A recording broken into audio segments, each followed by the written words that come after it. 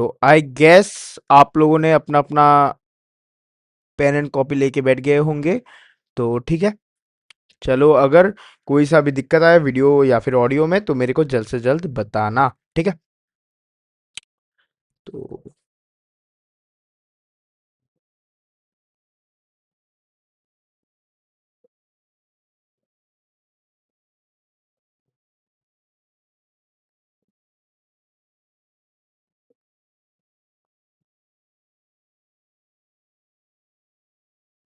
Okay, ठीक है।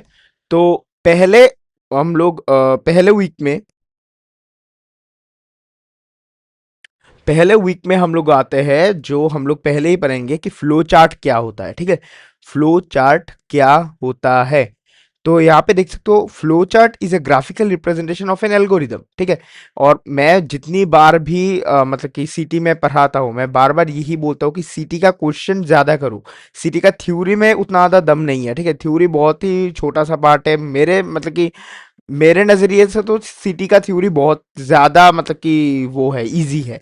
लेकिन सिटी का क्वेश्चन जो है बहुत ज्यादा थ्योरी से घुमा घुमा के आते हैं, ठीक है। तो सिटी का क्वेश्चन पे ज्यादा ध्यान देना। थ्योरी एक बार आप लोग अगर रीडिंग पढ़ लोगे तो काम बन जाएगा, लेकिन मेरा फर्ज है, मैंने आप लोगों को बताया, मैंने आप लोगों से वादा किया, तो मैं थ्योरी ऑब्वियसली पढ़ाऊंगा ही पढ़ाऊंगा, ठीक है। तो okay, flow chart is a graphical representation of an algorithm, ठीक है। Programmers often use it is a program planning tool to solve a problem. It makes use of symbols which are connected among them to indicate the flow of information and processing. The process of drawing a flowchart for an algorithm is given flowcharting.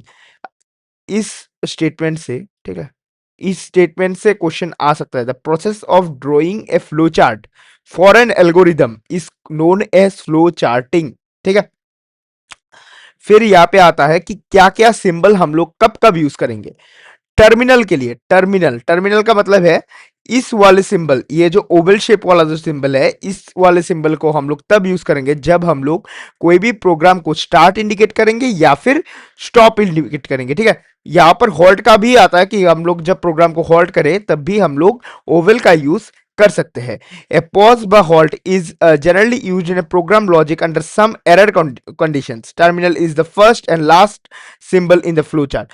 Terminal जो होगा वो हमेशा first symbol या फिर first symbol और, या फिर नहीं, सॉरी माय बैड, और लास्ट सिंबल होता है एक फ्लो चार्ट में, ठीक है। जो टर्मिनल मतलब क्या, टर्मिनल एंड पॉइंट्स, ठीक है। तो टर्मिनल मतलब एक मतलब कि ए पोजीशन टू बी पोजीशन, तो ए पोजीशन से लेके बी पोजीशन, मतलब कि दोनों इनिशियल और फाइनल पोजीशन में ही हम लोग टर्मिनल यानी ओवल का यूज करेंगे। फिर आता है इनपुट आउटपुट, जिसमें हम लोग एक पैरेललोग्राम वाले सिंबल का यूज करते हैं। A parallelogram denotes any function of input output type, ठीक है। Programs instruction that take input from input devices and display output on output devices are indicated with parallelogram in a flow chart। मतलब कि समझो कि हम लोग कोई input दे रहे हैं प्रोग्राम को, तब हम लोग एक पैरेललोग्राम का यूज करेंगे, ठीक है। तब हम लोग उस केस में हम लोग एक पैरेललोग्राम का यूज करेंगे। फिर आता है प्रोसेसिंग। हम लोग मतलब कि प्रोग्राम प्रोसेसिंग हो रहा है, मतलब कि कोड को रीड किया जा रहा है, कुछ भी हो रहा है, ठीक है। प्रोसेसिंग को दिखाने के लिए, जैसे कि a box represent arithmetic instruction. Box मतलब कि एक रेक्टेंगुलर बॉक्स, ठीक है, ध्यान में रखना। A box represents arithmetic instructions. All arithmetic processes such as adding, subtracting, multiplication and division are indicated by action और प्रोसेस सिंबल, ठीक है। यहाँ पर अगर एडिशन, सब्ट्रैक्शन, मल्टीप्लिकेशन और डिवीजन हम लोगों को शो करना है, तब हम लोग एक बॉक्स को यूज करेंगे, ठीक है। फिर आता है डिसीजन। डिसीजन मतलब क्या, सोचो कि तुम एक रास्ते से जा रहे हो, ठीक है, और रास्ते में मतलब कि 3 पॉइंट वाला रास्ता आ जाता है, ठीक है। ऐसा कुछ भी है, समझो कि ये इस रास्ते से तुम आ रहे थे, इस रास्ते से तुम आ रहे हो, और यहाँ पे एक चौराहे है, और चौराहे के इधर यहाँ पर दो रोड है, ठीक है। और तुम्हें रोड नहीं पता है, और तुम्हें नहीं पता कि दोनों रोड कहाँ तक जाते हैं। यहाँ यहाँ से तुम कलर चेंज कर सकते हैं क्या हम?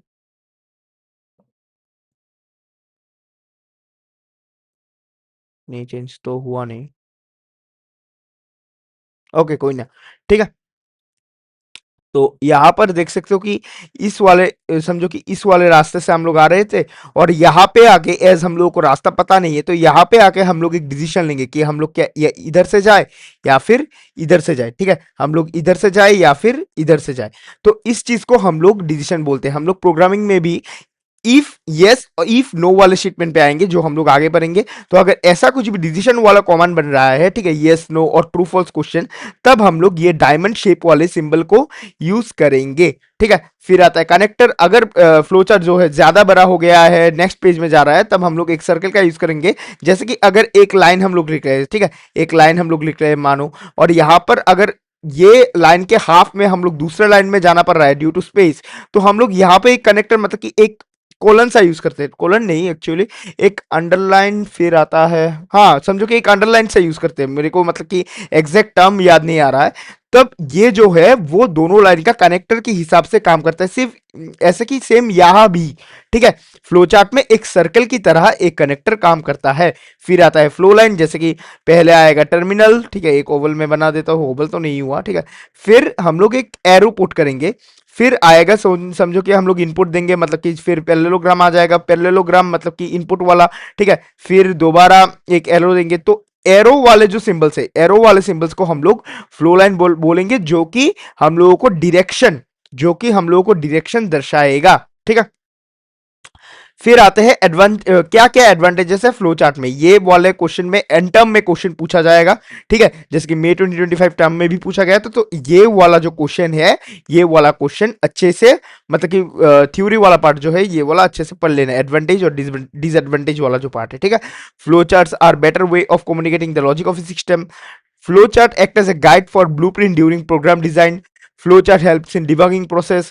With the help of flowchart, program can be easily analyzed. बहुत सारा लंबा लंबा चौड़ा कोड है, तो लेकिन उस कोड को अगर समझ में नहीं आ रहा है, तो उस कोड का फ्लोचार्ट देख के, उस कोड का ब्लूप्रिंट देख के हम लोग वो कोड क्या कहना चाहता है वो हम लोग इजीली समझ सकते हैं। ठीक है, इट प्रोवाइड्स बेटर डॉक्यूमेंटेशन, जो मैंने बताया अभी अभी।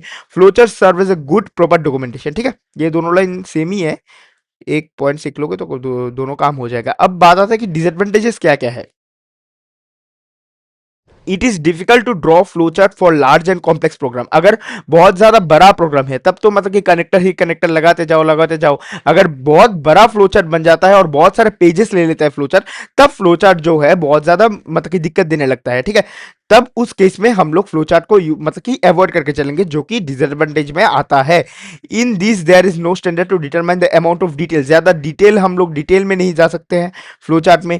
Difficult to reproduce the flow chart, obviously, क्योंकि अगर फ्लो चार्ट ज्यादा बड़ा हो गया, ज्यादा कनेक्टर्स आ गया इसमें, तब फ्लो चार्ट को ही समझने में दिक्कत आएगा। इससे अच्छा तो मैं कोड को ही समझ लूं। It is very difficult to modify the flow chart. अगर समझो कि एक कोड मैंने एक लाइन लिखा है, समझो कि ये 2 लाइन मैंने कोड लिखा है, और यहाँ पर कुछ ना कुछ चीज, सॉरी, यहाँ पर कुछ ना कुछ चीज मैं देना जो है वो भूल गया सपोज। तो यहाँ पर मैं कोड को एक लाइन डिलीट करके या फिर कर्सर को यहाँ लाके मैं कोड को लिख के बहुत ही इजीली इसको मॉडिफाई कर सकता हूँ।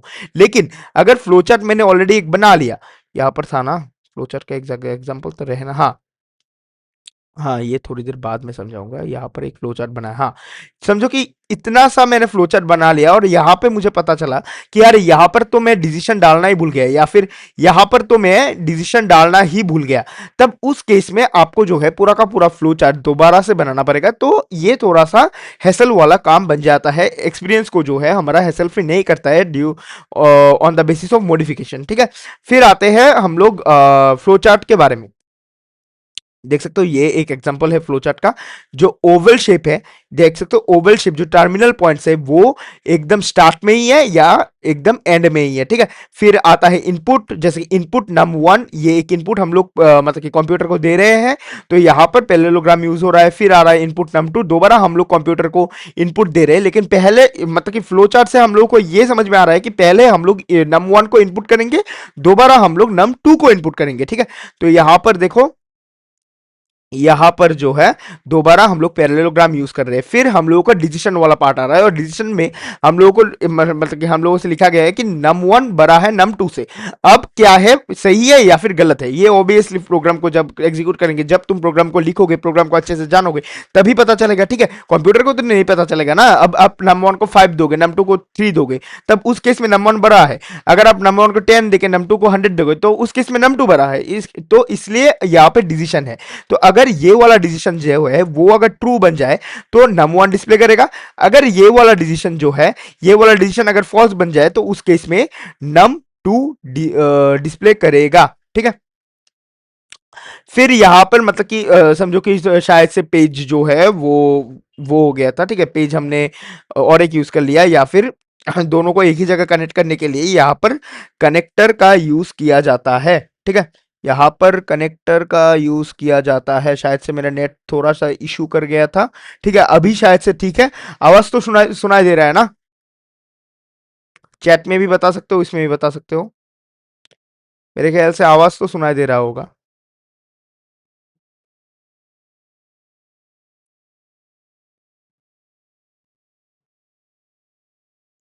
Hello hello. हाँ हाँ हाँ। ओके, ठीक है। तो यहां पर देख सकते हो।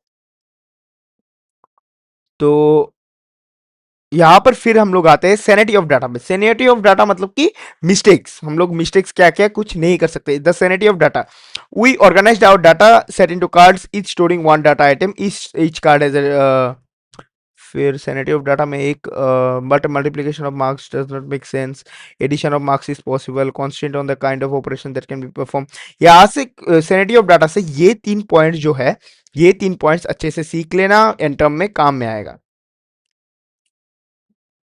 ठीक है, फिर आते हैं हम लोग डेटा के टाइप, कितने टाइप के डेटा जो है होते हैं। ठीक है, कितने टाइप के डेटा जो है होते हैं। एक सेकंड, मेरा सिस्टम में ज्यादा चार्ज नहीं है, तो मुझे बस एक सेकंड देना। मैं एक बार चार्ज पे लगा लेता हूँ। ठीक है।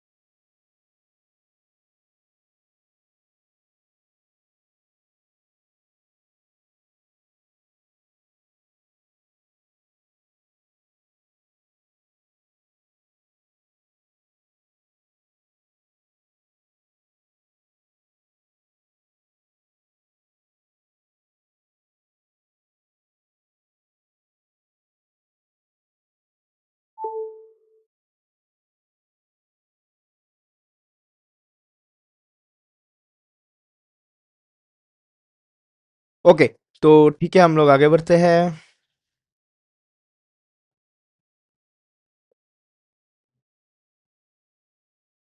तो यहां पर बात आता है कि डेटा डेटा टाइप जो है वो कितने प्रकार के हैं। डेटा टाइप एक्चुअली हम लोग शुरुआत में 3 प्रकार का पढ़ेंगे। एक है कैरेक्टर, दूसरा है इंटीजर, तीसरा है बूलियन। अब कैरेक्टर में alpha numeric special symbols, we can not perform any operation on this type of data, result type undefined. अब इसका मतलब क्या है, कैरेक्टर वाले जो हम लोग इसको शॉर्ट फॉर्म में कैर बोलते हैं। ठीक है, शॉर्ट फॉर्म में इसको हम लोग कैर बोलते हैं। और कैरेक्टर में हम लोग सोचो कि मेरा नाम जो है वो गौरव है। ठीक है, GOURAV।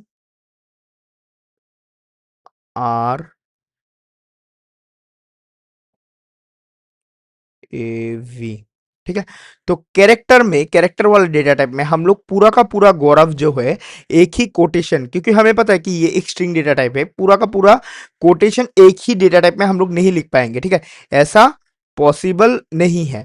हम लोगों को ऐसा करने के लिए गौरव को मतलब कि जैसे कि गौरव में 6 अल्फाबेट्स है, तो 6 अल्फाबेट्स में 6 को मतलब कि सारे को हम लोगों को पार्ट पार्ट में डिवाइड करना पड़ेगा।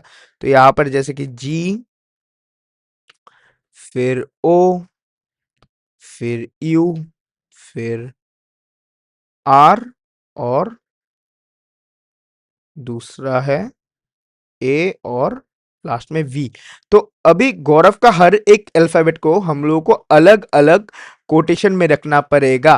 ठीक है, गौरव का हर एक अल्फाबेट को हम लोगों को अलग अलग कोटेशन में रखना पड़ेगा। ठीक है, और ए वी को मैंने नहीं रखा, आप लोग शायद से समझ गए होंगे। और इंटीजर डाटा टाइप के बारे में हम लोगों को पता ही है कि इंटीजर डाटा टाइप में हम लोग plus minus modulus multiply division less than equal to more than equal to हम लोग कुछ भी कर सकते हैं। ठीक है, यहाँ पर इसका रिजल्ट जो है वो इंटीजर या फिर बुलियन आएगा, और इसमें हम लोग न्यूमेरिकल वैल्यू ही ऐड कर पाएंगे। फिर बुलियन आता है, बुलियन में ट्रू और फॉल्स आता है, और ऑपरेशन में एंड और रिजल्ट टाइप बुलियन आता है। ठीक है, और फिर यहाँ पे देख सकते हो इंटीजर में date, marks, quantity, ranks, count सारे जो है न्यूमेरिकल डेटा टाइप्स है। फिर कैरेक्टर में जेंडर, ठीक है, कैरेक्टर वाले डेटा टाइप में जेंडर, जैसे कि हम लोगों ने सिर्फ और सिर्फ एम लिख दिया मेल के जगह, और सिर्फ सॉरी फीमेल लिख दिया फीमेल की जगह। फिर आते हैं स्ट्रिंग, जैसे कि नेम, सिटी, वर्ड, कैटेगरी। अब इसका इसका बारे में क्या है, जैसे कि हम लोगों ने कैरेक्टर डाटा टाइप को समझने के लिए गौरव को समझा था। ठीक है, तो हम लोगों ने देखा था कि गौरव में जो है हर एक मतलब कि अल्फाबेट को हम लोगों को अलग अलग से कोड करना पड़ रहा था। लेकिन स्ट्रिंग में अगर हम लोग पूरा का पूरा गौरव लिखना चाहे और एक ही कोड में हम लोग इसको ला दे, तो इसको हम लोग स्ट्रिंग डेटा टाइप बोलेंगे। अगर कैरेक्टर डेटा टाइप बोलना चाहे तो हर एक अल्फाबेट को अलग अलग से कोड करना पड़ेगा। और अगर हम लोग पूरा का पूरा गौरव को एक ही कोटेशन में कोट कर दे, तो अब इसको ये जो है स्ट्रिंग डेटा टाइप बन जाएगा। ठीक है, एग्जांपल्स ऑफ रिकॉर्ड, फिर आता है record data type with multiple fields each of which has a name and a value, struct और टपल। फिर आता है मार्क्स कार्ड। ये सब आप लोगों को समझने का कोई भी जरूरत नहीं है। ठीक है, इतना ही था वीक 1 में। फिर हम लोग आते हैं वीक 2 में। वीक 2 में आ जाता है इटरेशन और फिल्टरिंग। तो पहले ही हम लोग एक मतलब कि फ्लो चार्ट दिया गया है। ठीक है, अभी तक तो सुडो कोड का एंट्री भी नहीं हुआ है, और वीक 4 तक बहुत ही सुडो कोड का मतलब कि बहुत ही इजी सा सीन रहता है। तो यहाँ पे देख सकते हो ये इटरेशन और फिल्टरिंग में पहले स्टार्ट किया गया है। यहाँ पर भी एक मतलब कि इसको ओवल साइन ही मान लो, इसको इसको ओवल साइन ही मान लो। तो यहाँ पे देख सकते हो पहले फिर हम लोग इनिशियलाइज करेंगे, और इनिशियलाइज जो है वो एक प्रोसेस का पार्ट है। तो इसलिए यहां पर जो है मतलब कि रेक्टेंगुलर दिया गया है। फिर हम लोग more cards in pile 1 question mark, मतलब कि एक डिसीजन है, क्या कार्ड है पाइल 1 में। अगर यस है तो हम लोग एक कार्ड को पिक करेंगे पाइल 1 से, अगर नो है तो हम लोग प्रोसेस को यहां पर ही एंड कर देंगे। फिर एक कार्ड को हम लोग पाइल 1 से पिक किए। ठीक है, समझो कि ये एक पाइल है, इससे हम लोग एक पाइल 1 से ऐसे एक कार्ड पिक किए, देखे, और इसको हम लोग पाइल 2 में जाके ऐसे करके रख दिए। ठीक है, जैसे कि यहाँ पे देख सकते हो मूव एक्स टू पाइल 2, और सारे जो है ये वाला और ये वाला, ये सारे तीनों जो है ये प्रोसेस का पार्ट है, इसलिए सारे उसमें दिया गया है, रेक्टेंगल में दिया गया है। फिर है चेक फॉर, किसके लिए हम लोग चेक कर रहे हैं, ये भी एक डिसीजन है। अगर नो आ रहा है तो इसके लिए डू समथिंग फॉर नो, और अगर यस आ रहा है तो डू समथिंग फॉर यस, और ऐसे करते करते एक लूप में चलेगा जितने देर कार्ड रहेगा। ठीक है, जितने देर कार्ड रहेगा ये वाला प्रोसेस लूप में चलता रहेगा। अगर कार्ड नहीं रहेगा तो प्रोसेस जो है वो एंड हो जाएगा। ठीक है, यहाँ पर मैक्सिमम मार्क्स फाइंड करने के लिए बोल रहा है, to find maximum marks replace initialize with max equal 0। Initialize को हम लोगों को मैक्स इक्वल 0 में पुट करना है, और check for maths of card max, इतना ज़्यादा डिटेल में जाने के लिए अभी के लिए ज़रूरत नहीं है। फिर यहाँ पर सूडो कोड आ जाता है। हम लोग अब देख लेते हैं कि मतलब कि एक उससे क्या बोलते हैं इसको, फ्लो चार्ट से हम लोग सुडो कोड कैसे लिखेंगे। देखो यहाँ पे मतलब कि मैक्सिमम मैथ्स मार्क्स के लिए यहाँ पर फ्लो चार्ट दिया गया है और सुडो कोड भी दिया गया है। तो चलो हम लोग देख लेते हैं। ठीक है, यहां पर देखो स्टार्ट, फिर count equal 0, more cards, count equal 0 obviously process का पार्ट है, इसलिए यहां पे ही दिया गया है। मोर कार्ड्स इन पाइल 1, अगर ये से तो हम लोग आगे आगे बढ़ेंगे, अगर नहीं है तो हम लोग प्रोसेस को एंड कर देंगे। अगर कार्ड है पाइल 1 में तो पाइल 1 में से कार्ड को लेंगे, लेके पढ़ेंगे, और पाइल 2 में रख देंगे, और इंक्रीमेंट जो है एक काउंट कर देंगे, मतलब कि काउंट को अगर 0 है तो इसको 1 कर देंगे, फिर एक दूसरा कार्ड पढ़ेंगे, इसको दोबारा 2 कर देंगे, ऐसे करते करते जाएगा। और यहाँ पर हम लोग अगर सूडो कोड देखते हो तो मतलब कि ये तो बहुत ही सिंपल सा सूडो कोड है। स्टार्ट, फिर काउंट इक्वल 0, वाइल, यहाँ पे वाइल आ जाएगा, while pile 1 has more cards, pick a card x from pile 1, move x to pile 2, मतलब कि एक्स मतलब कि कार्ड कार्ड को समझा रहा है, और इंक्रीमेंट काउंट, यहाँ पर प्रोसेस जो है ये एंड हो जाता है, और यहाँ पर एंड हम लोग लिख देंगे। बहुत ही सिंपल सा सूडो कोड है, बहुत ही सिंपल सा फ्लो चार्ट था, ये बहुत ही इजीली आसानी से हो जाएगा। ठीक है, फिर आता है sum of boys maths marks, यहाँ पे देख सकते हो सम इक्वल 0। ये सब चीज ऑब्वियसली ये रिवीजन क्लास है तो ज्यादा डिटेल में हम लोग नहीं जाएंगे। तो pick a card x from pile 1, move x to pile 2, X gender equals male, और sum of maths marks equals X dot mathematics. अब बात आता है कि एक सूडो कोड को देख के, ठीक है, एक सूडो कोड को देख के हम लोग कैसे बता सकते हैं कि ये वाला चीज जो है, ये वाला चीज जो है अच्छे से हो पा रहा है, या मतलब कि क्या चीज बताया जा रहा है। यहाँ पे देखो sum is equal to 0, sum is equal to 0, तो मतलब कि कोई ना कोई समेशन या फिर सम का बात किया जाएगा ऑब्वियसली। अगर काउंट इज इक्वल टू 0 होता, जैसे कि यहाँ पे देखना, यहां पर काउंट इज इक्वल टू 0 था, ठीक है, यहां पर काउंट इक्वल 0 था, तो यहां पे देखो मूव एक्स टू, कौन ज्वाइन किया है, तो सभी ओके, अच्छा कृष्णा भाई ने ज्वाइन किया, ओके। तो यहां पे देख सकते हो कि sum equal 0 while pile 1 has more cards, pick card x from pile 1, move x to pile 2। यहाँ पे देख सकते हो X dot gender equals male, मतलब कि कार्ड का जेंडर जो है वो मेल होना चाहिए, और सम में अगर मेल हुआ तब भी हम लोग सम में जो है उस बंदे का मैथ्स का मार्क्स हम लोग ऐड करेंगे, मतलब कि आप सब पता चल रहा है कि सम ऑफ बॉयज मैथ्स मार्क्स, ठीक है, कोई भी फीमेल यहाँ पे नहीं आ सकता इस वाले मैथ्स मार्क्स वाले ग्रुप के अंदर। फिर आता है sum of boys and girls maths marks, यहाँ पर बॉयज सम जो है इक्वल 0, गर्ल्स सम इक्वल 0। अगर जेंडर जो है वो मेल हुआ तो यहाँ पे बॉयज सम में होगा, और जैसे कि जेंडर 2 ही है या फिर एल्स लिख दिया, अगर जेंडर मेल नहीं हुआ तो उस केस में हम लोग गर्ल में ऐड कर देंगे। तो ऐसे करके हम लोग सूडो कोड को देख के ही हम लोग पता लगा सकते हैं कि सूडो कोड क्या कहना चाह रहा है, ठीक है। ये सब तो बहुत ही इजी है। फिर हम लोग थोड़ा सा कॉम्प्लिकेटेड एक मतलब कि फ्लो चार्ट को देख के पता लगाने की कोशिश करते हैं कि हम लोग सूडो कोड कैसे लिखेंगे। यहाँ पे देख सकते हो कि पहले स्टार्ट हो रहा है, फिर मैक्स एम को हम लोग 0 इनिशिएट कर दिया, और मैक्स कार्ड को हमने -1 इनिशिएट कर दिया, ठीक है।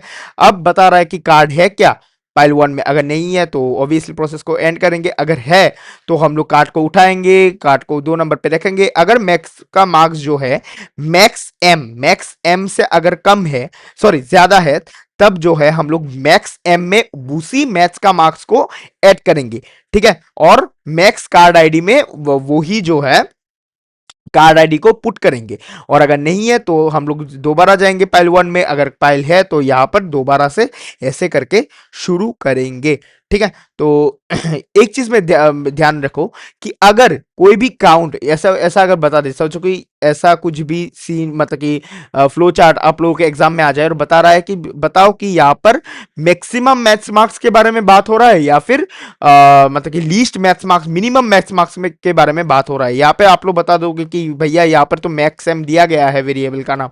सोचो कि यहाँ पे गौरव दिया जाए वेरिएबल का नाम, ठीक है, मेरा नाम ही दिया जाए, गौरव दिया जाए वेरिएबल का नाम, तब उस केस में आप लोग कैसे आइडेंटिफाई लगाओगे।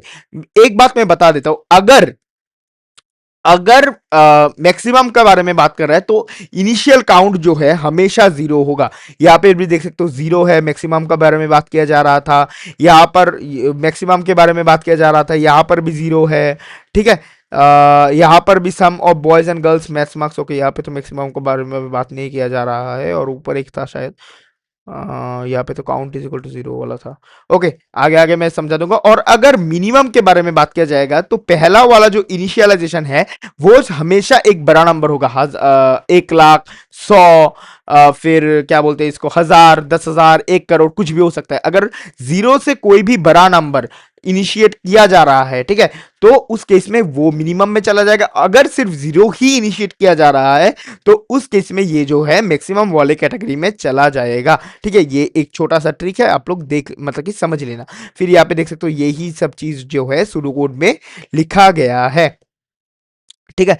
फिर हम लोग आ जाते हैं वीक 3 में। वीक 3 जो है बहुत, वीक 2 और वीक 3 से ही क्वेश्चंस आते हैं। हम लोग अगर क्वालिफायर के बारे में बात करें, ठीक है, यहाँ पर हम लोगों ने समझ भी गए होंगे कि हाँ मैक्सिमम ऑफ द क्वेश्चन जो है यहाँ वीक 2 और वीक 3 से ही आते हैं। वीक 1 तो बहुत ज्यादा बेसिक है जो कि पढ़ना पड़ेगा ही पड़ेगा, लेकिन वीक 4 से मतलब कि हम लोग अगर मे टर्म के बारे में बात करें तो वीक 4 से मे टर्म वाले क्वालिफायर में एक भी क्वेश्चन नहीं आया था। मुझे पता है कि आप लोगों ने क्वालिफायर ऑलरेडी क्वालिफाई कर चुके हो और आप लोग क्विज 2 देने जा रहे हो। लेकिन क्विज 2 में भी वीक 4 से कोई भी क्वेश्चन नहीं आता। क्वेश्चन जो मतलब कि आता है वो वीक 5 ऑनवर्ड्स आता है अप टू वीक 8। मैं क्विज 2 के बारे में बात कर रहा हूँ, एंटम के बारे में नहीं। ठीक है, तो इसीलिए सीटी के लिए जो है वीक 1 से लेके वीक 8, पूरा का पूरा वीक 1 से लेके वीक 8 जो है बहुत ज्यादा इंपॉर्टेंट वीक्स बन जाते हैं। ठीक है, फिर यहाँ पे देख सकते हो वीक 3 हम लोग आ चुके हैं। Extraction of data and creation of tables. Data on cards can be naturally represented unique table, each attribute is a column in the table, each card is a row in the table. ठीक है, ये सब तो बहुत ज्यादा वो है। ठीक है, फिर हम लोग आते हैं प्रोसीजर में। प्रोसीजर क्या है? प्रोसीजर क्या है? समझो कि एक मतलब कि एक प्रोसेस बार बार सुडो कोड में यूज होगा, एक प्रोसेस जो है बार बार लूप में यूज होगा। ठीक है, तो उस केस में हम लोग बार बार उसी प्रोसेस को इतना बड़ा कोड ना लिखकर इतने बड़े कोड को एक ही कंटेनर में स्टोर कर देंगे, जिसका नाम हम लोग कुछ भी दे देंगे और इसको हम लोग प्रोसीजर कहेंगे। ठीक है, उसी तब सिर्फ इतना सा जो नाम दिया है कंटेनर का, वो ही नाम अगर हम लोग बार बार लिख दे तो कंप्यूटर वो ही जो कंटेनर के अंदर जो बार बार रिपीट होने वाला जो प्रोसेस है वो ही बार बार रिपीट करता जाएगा। समझ रहे हो? अगर कोई भी दिक्कत आता है तो मेरे को माइक खोल के या फिर चैट बॉक्स में बता सकते हो। ठीक है, तो मैं और एक बार समझा देता हूं कि अगर प्रोसीजर क्या है। समझो कि एक कोड में कृष्णा भाई का नाम बार बार यूज होगा। ठीक है, कृष्णा भाई का नाम बार बार यूज होगा, कृष्णा त्यागी बार बार यूज होगा। तो उस केस में जो है हम लोग कृष्णा त्यागी बार बार ना लिख के हम लोग केटी बोल के कृष्णा त्यागी वाले नाम को केटी वाले वेरिएबल में हम लोग सेव कर देंगे। ठीक है, केटी वाले वेरिएबल में वो हम सेव कर देंगे। जब कृष्णा त्यागी वाले नाम को हम लोगों को बार बार रिपीट करना पड़ेगा, तब हम लोग अगर कंप्यूटर को प्रोसीजर केटी लिख दे, तब कंप्यूटर समझ जाएगा कि कृष्णा त्यागी के बारे में बात हो रहा है और कृष्णा त्यागी को ही कंप्यूटर रीड करेगा। ठीक है, समझ रहे हो? आशा आशा करता हूं मैं समझा पाया हूं।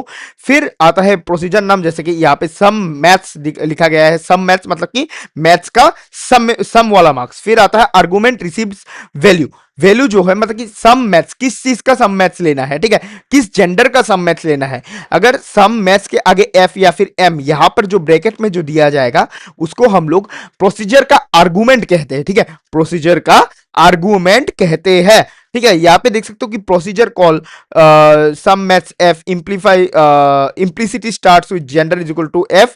Procedure returns the value stored in sum में जो मतलब कि फीमेल के सम में जो वैल्यू स्टोर होगा, ये ही कंप्यूटर रिटर्न करके हम लोगों को शो कर देगा। ठीक है, ये तो बहुत सारे क्वेश्चंस ही है, इतना ज़्यादा इंपॉर्टेंट नहीं है। एक बार बस पढ़ लेना, एज रिवीजन क्लास है। अगर क्वालिफायर सी अटेम्प्ट या फिर क्वालिफायर का क्लास होता तो ऑब्वियसली मैं डिटेल में जाके पढ़ा देता, तो इतना ज़्यादा इंपॉर्टेंट नहीं है। ऑलरेडी आप लोग पढ़ चुके होंगे। यहाँ पे साइड इफेक्ट्स है, डेक इफेक्ट क्या बोला गया है देख लेते हैं।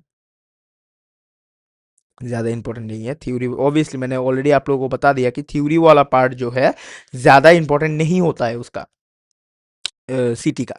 ठीक है, क्वेश्चंस करो। अगर क्वेश्चंस में कोई भी दिक्कत आए तो कोड रिलेटेड ही आएगा, इसको सॉल्व करने का कोशिश करो। अगर ना हो पाए तो मैं तो हूँ ही। फिर आते हैं हम लोग वीक 4 में, आज के लिए लास्ट टॉपिक आज का क्लास का। ठीक है, बहुत ज्यादा सिटी का क्लास, देखो सिटी का क्लास बहुत ज्यादा छोटा होगा, मैं पहले ही बता देता हूं, क्योंकि सिटी का क्लास में थ्योरी पढ़ने जैसा कुछ भी नहीं है। क्वेश्चंस करते रहो, क्वेश्चंस करते करते आपको थ्योरी समझ में आ जाएगा। ऐसा नहीं है कि थ्योरी एकदम मत पढ़ना, एकदम बेसिक जिस्ट के लिए आप लोगों को थ्योरी पढ़ना पड़ेगा। ठीक है, ऐसा नहीं है कि इतना से इतना थ्योरी पढ़ेंगे तो पूरा का पूरा जिस्ट समझ में आ जाएगा, ऐसा भी बिल्कुल नहीं है। पूरा का पूरा थ्योरी समझने के लिए आपको पूरा का पूरा मतलब कि पूरा एकदम बेसिक चीज समझने के लिए आपको पूरा का पूरा थ्योरी पढ़ना पड़ेगा। क्या कर सकते हैं, अब पढ़ना पड़ेगा तो पड़ेगा। ठीक है, यहाँ पे बाइंडिंग मेथड आता है। Binding method is use to smoothen data और टू हैंडल नॉइजी डेटा।